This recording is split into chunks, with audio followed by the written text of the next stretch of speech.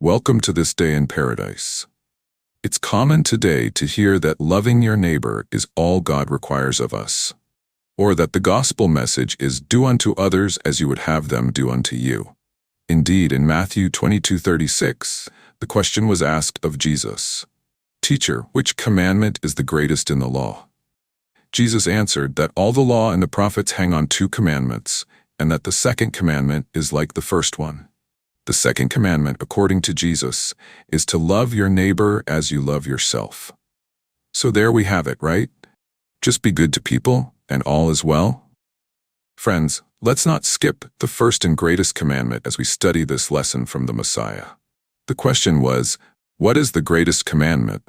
But Jesus answered that there is the greatest and a second one like it.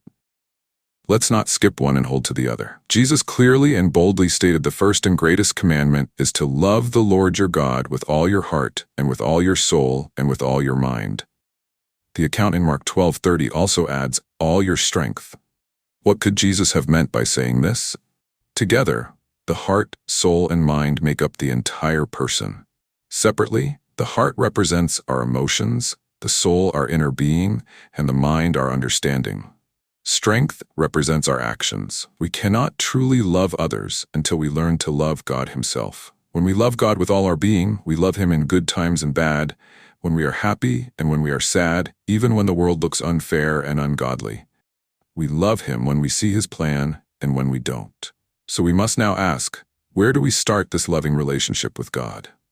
What is the first step?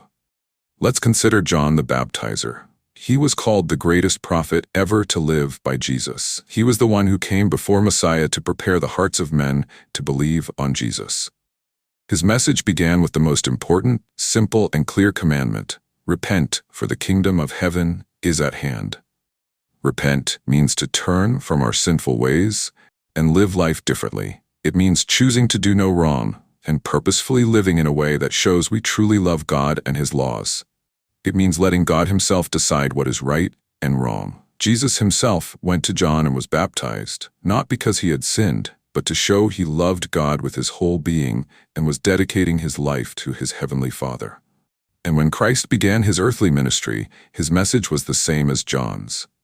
Repent, for the kingdom of heaven is at hand. Living in sin is the natural state of humans, but following God requires a deliberate choice. So yes, we see that love is the most important commandment, but not an earthly, misplaced, and misguided kind of love. We learn to first love the Father with all our being, and only then can we know how to truly love others. May the love of God be shown first in you and then through you.